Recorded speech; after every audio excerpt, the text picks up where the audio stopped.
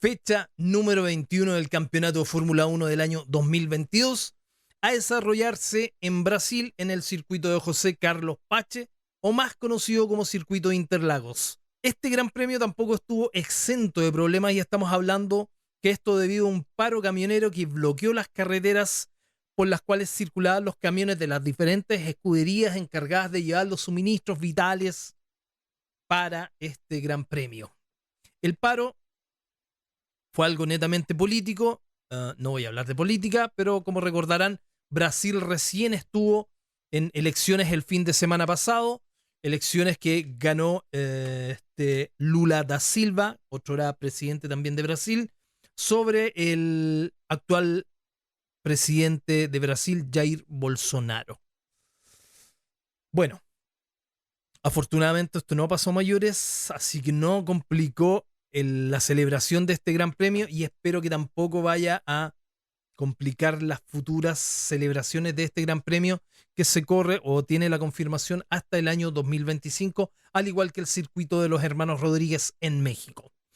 Brasil es un país que tiene una población de alrededor de 215 millones de habitantes y ocupa ni más ni menos que el 47% de la superficie de Sudamérica. En cuanto a lo que es la historia de Brasil en la Fórmula 1, nace en el circuito de Interlagos, en un circuito que fue diseñado a principios del siglo XX, estamos hablando de 1920, y fue recién inaugurado el 12 de mayo de 1940. Debe su nombre Interlagos a dos lagos artificiales, el Guariparinga y el Billings, que tenían la finalidad de abastecer, o tienen la finalidad de abastecer de agua potable y energía eléctrica a la ciudad de Sao Paulo. Aquí se corrió por primera vez para la Fórmula 1 el año 1972, pero esta carrera no fue fecha puntuable para el campeonato de Fórmula 1 de ese año, carrera que fue ganada por el argentino Carlos Reutemann. Estas carreras, era habitual que estas carreras de prueba finalmente para ver el éxito del circuito de cara a poder ya asentar una carrera como tal, le pasó a México y también pasó en este circuito de Interlagos llamado en ese momento, porque ya en 1973 comienzan las fechas oficiales de Fórmula 1 para este circuito y fueron de gran éxito estas ediciones para los pilotos locales y también para el argentino Carlos Reutemann. Fittipaldi gana el 73 y el 74, José Carlos Pache gana la edición del 75 y Reutemann, fuera de la del 72, que no tenía puntaje, gana la del 77, la del 78 y la del 81. Estamos hablando que 7 de sus primeras 10 ediciones, incluida la del 72, fueron ganadas por pilotos latinoamericanos, los brasileños Fittipaldi y Pache y el argentino Reutemann. El circuito es rebautizado en 1985 con el nombre de José Carlos Pache y debido a que muere en un accidente de avioneta, en su avioneta, el 18 de marzo de 1977. Para 1978, el Gran Premio de Brasil se corre en el circuito de Jacarepaguá en Río de Janeiro, vuelve a Interlagos el 79 al 80, regresa a Jacarepaguá entre el 81 y el 89 y vuelve a su cuna en forma definitiva. Estamos hablando del circuito de Interlagos y a pesar de los intentos de Bolsonaro como presidente de Brasil, es quien finalmente quiso llevar nuevamente el Gran Premio a Río de Janeiro entre los años 2020 y 2025, no al de Jacarepaguá porque ese extinto circuito ya fue desarmado. Tengo entendido que hay una especie de ciudad deportiva, una cosa así en el circuito. Lo quiso llevar a otra zona un poquito más al norte de Brasil, pero no fue posible, y esto por diversos pactos de estudios medioambientales que se hicieron y dictaminaron la suspensión de esto debido al compromiso acerca de 200.000 especies de árboles, además de 4 especies de animales con riesgo de extinción. Además de esta oposición que tenía Bolsonaro por el circuito de Sao Paulo, también encontramos la oposición de algunos equipos, y esto por una serie de problemas de seguridad, no dentro del circuito de Sao Paulo o dentro del circuito de Interlagos, sino que específicamente fuera del circuito. Recordemos que el circuito de Sao Paulo se encuentra enclavado en la ciudad de Sao Paulo, en la parte sur de la ciudad. Es de los pocos circuitos que deben ir quedando, que están enclavados netamente en una ciudad. Y el problema que tienen es que han sufrido de algunos intentos de asalto y algunos asaltos, dentro de los cuales tenemos el del año 2017 que sufrió. 2017 que sufrió. La polera está vieja, escoba, pero tiene sus años, pero está nueva. Eso es lo cuento.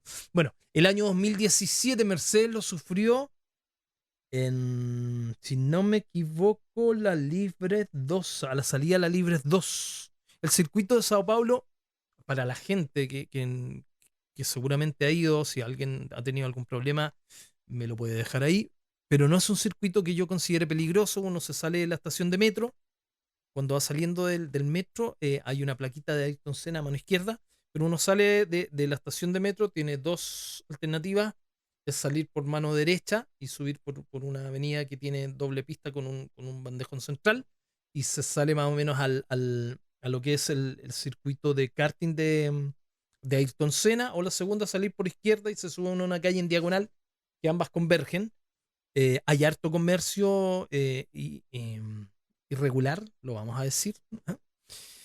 Que venden gorritos, camisetas y otras cosas. Pero también hay bastante policía de la prefectura, como le llaman ellos. Nunca he visto un problema, pero sí han tenido, como lo decía, Mercedes-Benz, que sufrió un robo. Y fuera de Mercedes-Benz, si no me equivoco, también estuvo su momento Sauber. Sí, Sauber, fue también Williams, fue ya está, Force India y también algún personal de la FIA que también tuvo problemas. Bueno, quizás por esto, por tratar de sacarlo del camino al circuito de Interlagos, es que la FIA decidió subir ese pago de anualidad que tienen los circuitos de 20 millones de dólares a 30 millones de dólares. Así es nomás. Bueno, vamos a ver ahora cuáles han sido las modificaciones que ha tenido este circuito, el de Interlagos, a través del tiempo. Recordemos que el circuito original dentro de la Fórmula 1, data de 1973, con un circuito que medía 7.960 metros. Ya en 1979 se acorta levemente a los 7.873 metros. Nuevamente en 1990 sufre una gran transformación, reduciendo su trazado prácticamente a la mitad. Estamos hablando de 4.325 metros. Se reduce en el 97 nuevamente, poquito, 4.292 metros. Y en la actualidad mide 4.309 metros. Se agrandó nuevamente un poquito. Poquito. Ya en el año 2020 y en conmemoración, no hay un cambio en el circuito, pero sí en conmemoración a los 80 años del circuito, se pinta un mural de 27 metros de alto. Esto es la recta principal por el lado de la Trapitz. 27 metros de alto por 10 de ancho en conmemoración al primer título de Ayrton Senna. Sí, el primero. El segundo lo tuvo el 93. Este lo tuvo el año 1991. Este título que finalmente él logra ganar en su tierra. Termina bastante extenuado, bastante cansado. Recordemos que las últimas vueltas él las gira solamente con la sexta marcha dentro de su monoplaza.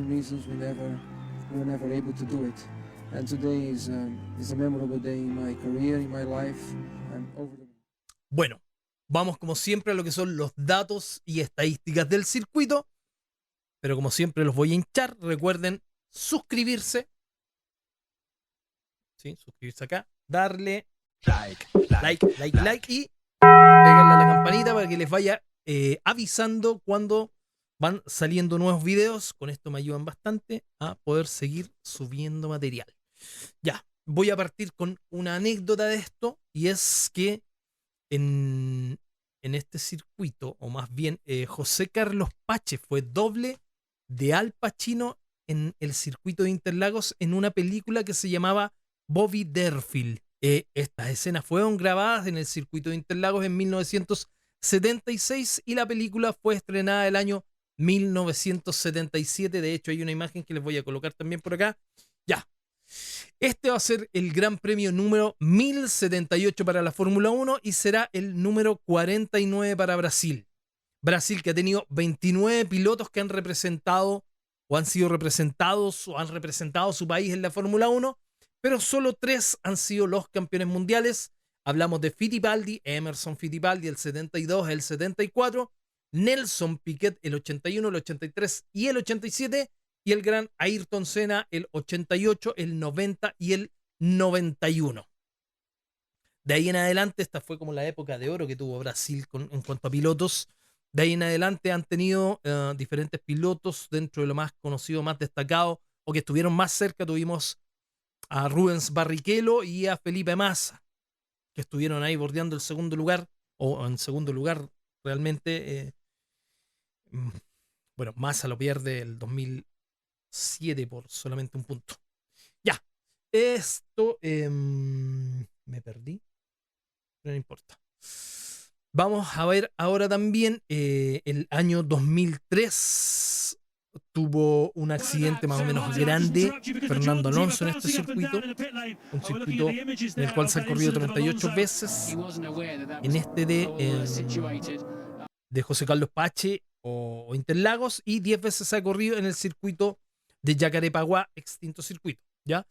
Este circuito de Interlagos ha visto coronarse, porque fue en la época del 2000, era el último circuito que se corría dentro del campeonato, ¿ya? Tuvimos la coronación del 2005 y el 2006 por parte de Fernando Alonso, la del 2007 por parte, la única que tuvo Kimi Raikkonen, el 2007, logrando 110 puntos, solamente un punto por encima de lo que era el rookie Lewis Hamilton y Fernando Alonso, que corrían para McLaren en su momento, y que dado la desaveniencia por parte de ambos, ninguno de estos dos pudo concretar el título y se lo terminan regalando a Kimi Raikkonen ese año 2007.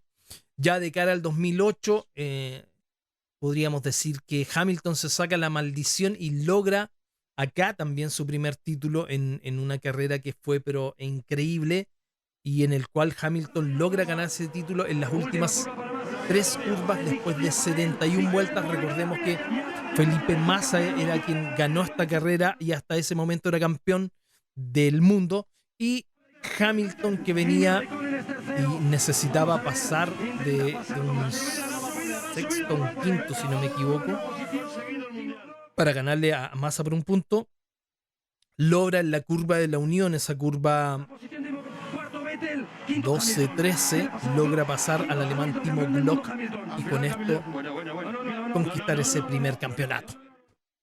Jason Button también tiene su título el año 2009, coronándose como campeón. Y tenemos también a un Sebastián Vettel, que el año 2012 gana su título número 3, imponiéndose sobre Fernando Alonso por tan solo 3 puntos. Ese mismo año es Michael Schumacher quien se retira definitivamente de la Fórmula 1 tras 19 temporadas que no fueron continuas. Recordemos que Schumacher tuvo un veranito de San Juan entre el año 2007 y 2009. Llega él de vuelta a Mercedes-Benz para ayudar al desarrollo del Mercedes hasta el año 2012. Año 2013, octubre del 2013, se disputa la última carrera con motor V8. Sí, con motor V8, y Max Weber termina segundo en el campeonato del mundial de ese año. Weber, que se despidió después de 12 temporadas en la Fórmula 1. Ahora, tenemos la velocidad máxima registrada en el circuito de 350.3 kilómetros por hora a cargo de Checo Pérez en un Force India el año 2017.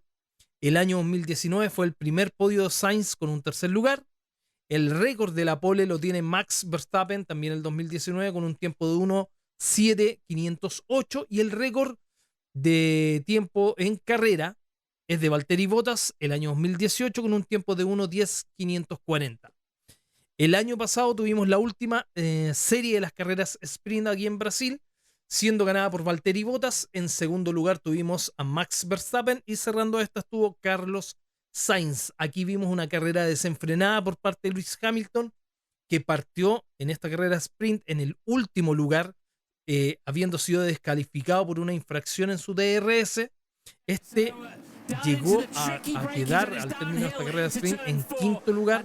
Fue penalizado en 5 lugares por un cambio en el motor de combustión interna, largando en 10º lugar y terminando en lo más alto del podio, seguido por Max Verstappen y en tercer lugar Valtteri Bottas. Todo esto, 25 puestos por lo que Hamilton termina pasando dentro de este carrera sprint y esta carrera del día domingo.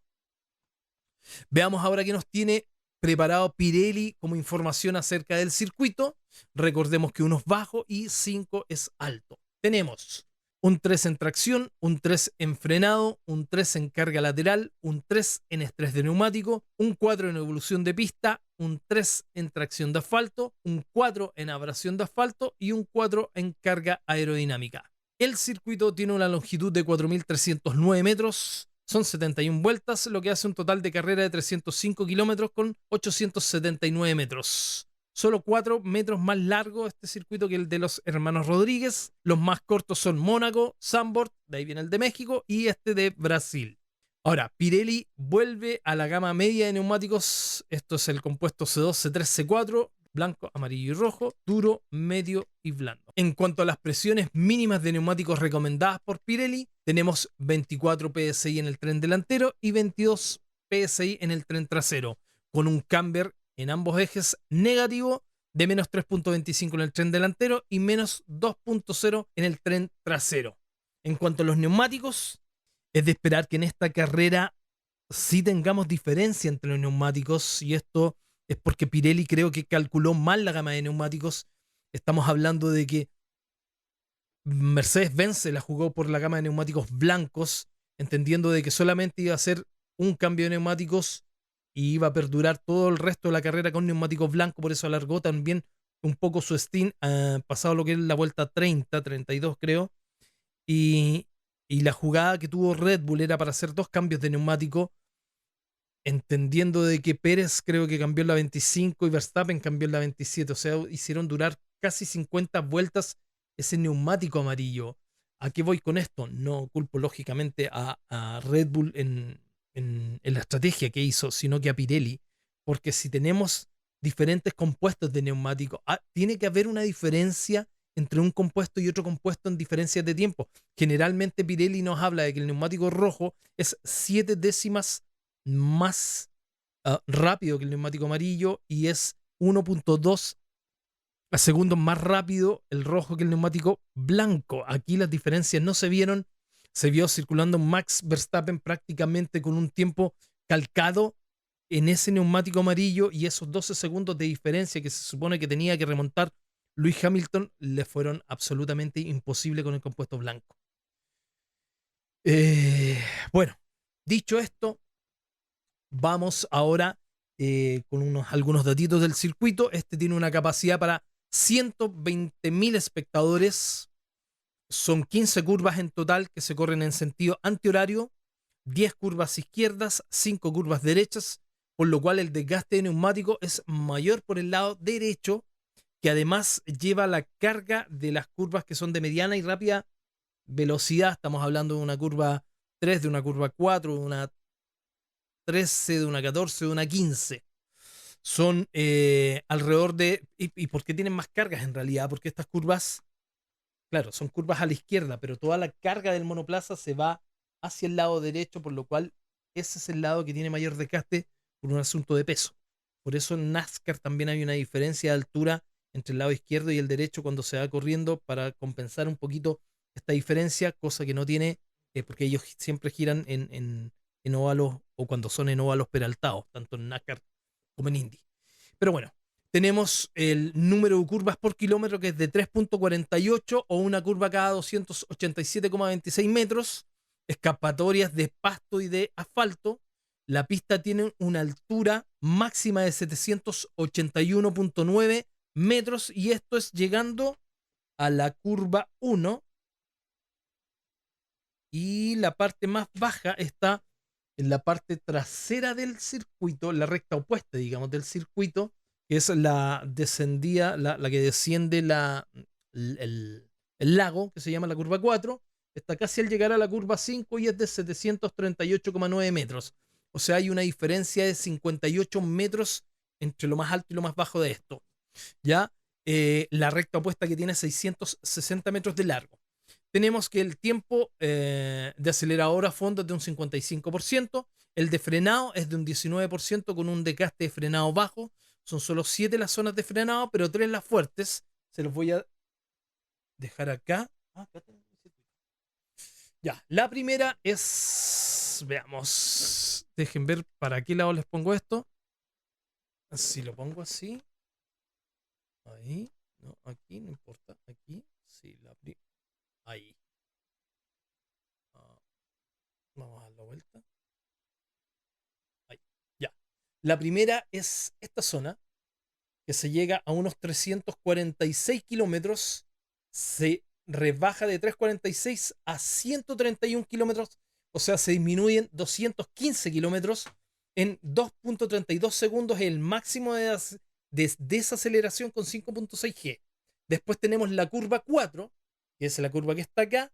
De esta se llega a 345, se disminuye a 178 kilómetros, son 167 kilómetros disminuyendo en un tiempo de 1.52 segundos. Y la curva 12, que es esta, en la cual se llega de 2.83, se pasa a 132 en 1.92 segundos. Tenemos que la pérdida de tiempo por cada 10 kilos de combustible consumido de 0,31 segundos, son alrededor de 42 cambios de marcha por vuelta y unos 2.098 cambios en carrera. Desde la curva 12, que es esta, hasta la curva 1, que es la de acá, hay alrededor de 1.2 kilómetros y son 16 segundos de acelerador a fondo.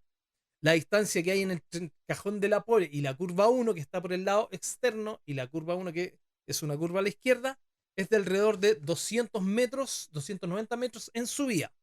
La distancia que hay entre las líneas de pits, acá está la entrada, y la salida por acá, son de 388 metros, y el tiempo que les debiese tomar a los pilotos el cambio neumático incluido, el tiempo en recorrer estas de alrededor de 22.5 a 23 segundos. La velocidad máxima, aquí está el speed trap, es de alrededor de 350 kilómetros con DRS y 340 kilómetros sin DRS. Son 3 las zonas cronometradas. La primera, que es la zona roja, tiene tan solo, acá estamos, desde aquí, que es la línea de meta, tiene tan solo 3 curvas. La S de Sena, después viene la S de Sena, la curva del Sol y la parte de la recta opuesta. Aquí se llega al sector azul, que es el sector 2, el más trabado del circuito, con 8 curvas en total.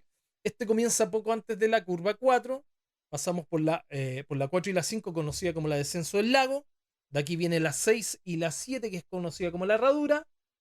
De aquí, estas se toman como una sola. De aquí viene la curva de la naranja. Luego se dobla acá en la 9, que es la curva del pino. La pico de pato, la 10, llegando a esta que es la de mergullo, que viene siendo como mergullo, viene siendo como el piquero, como sumergirse, como zambullirse.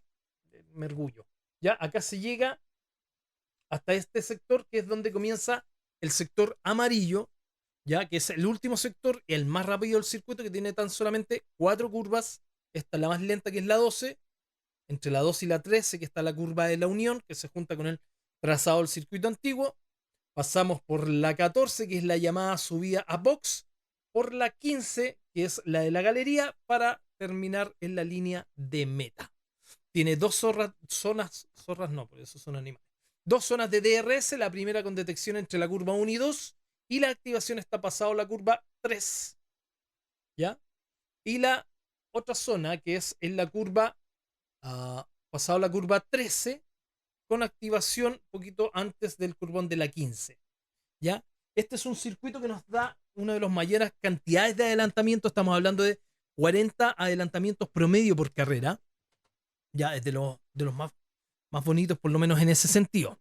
Veamos ahora quiénes son los pilotos con más victorias en este Gran Premio. Estamos hablando del Gran Premio histórico de Brasil. Esto es Jacarepaguá y Interlagos, o José Carlos Pache. Tenemos Alain Prost con 6, Mick Schumacher con 4, Carlos Reutemann y Sebastián Vettel y Lewis Hamilton con 3 oportunidades. En cuanto a escuderías, gana levemente McLaren con 12, Ferrari con 11 y Williams con 6.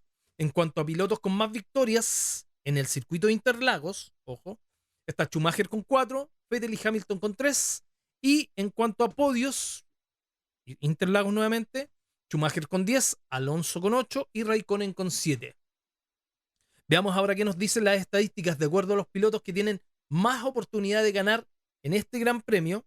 ¿Ya? Para eso tomamos en cuenta primero lo que es el circuito histórico, el Gran Premio de Brasil, ¿ya?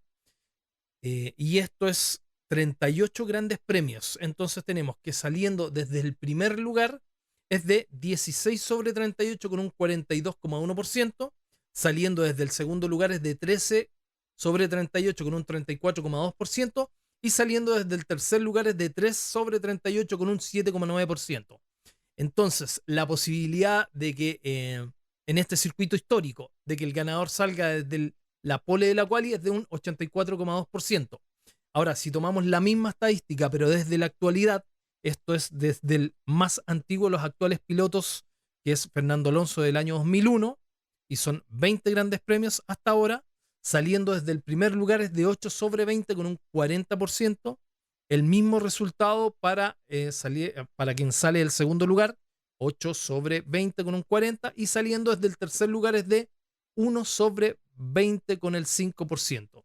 Lo mismo, si tomamos la posibilidad de que el ganador salga desde la pole de la quali, es de un 85%, casi calcado al histórico de un 84,2%.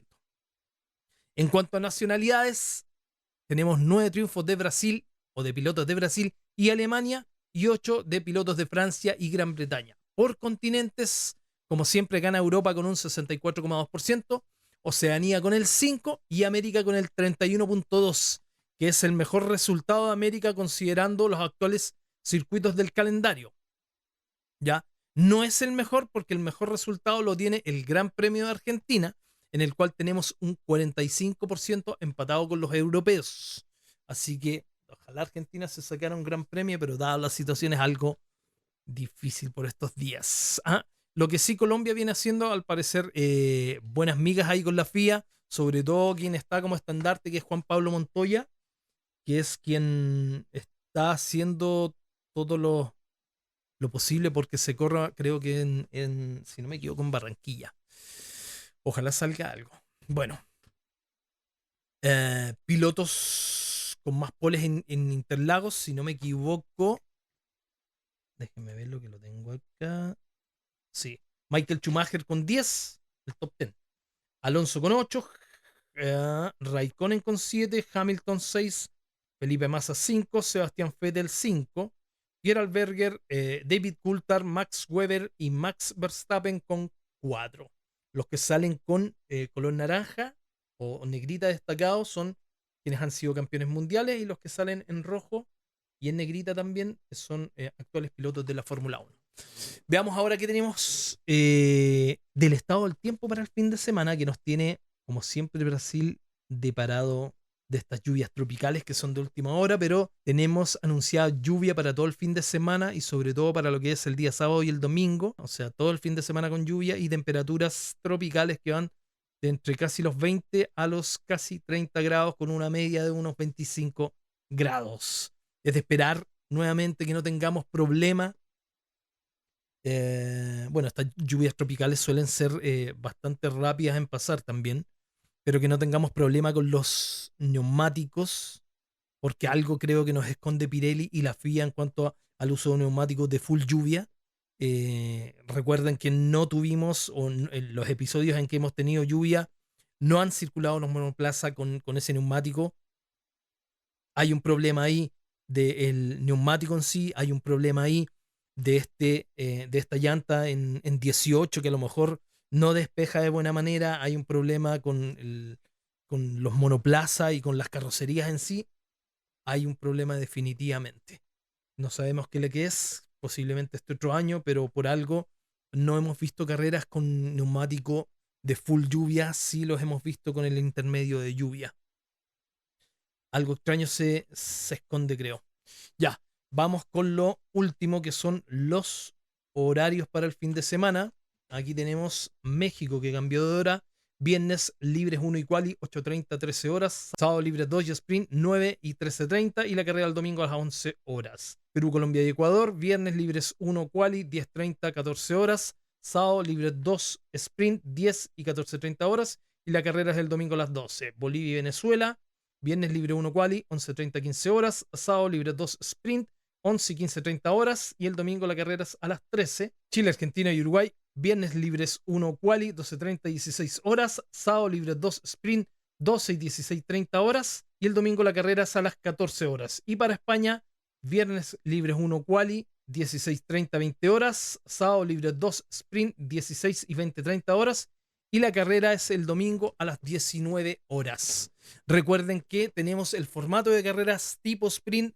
Estas son carreras, es la última de este año 2022. Para el año 2023 son 6 fechas, que es lo que nos dijo la FIA, que aún creo que no definen cuáles son o dónde van a ser las fechas.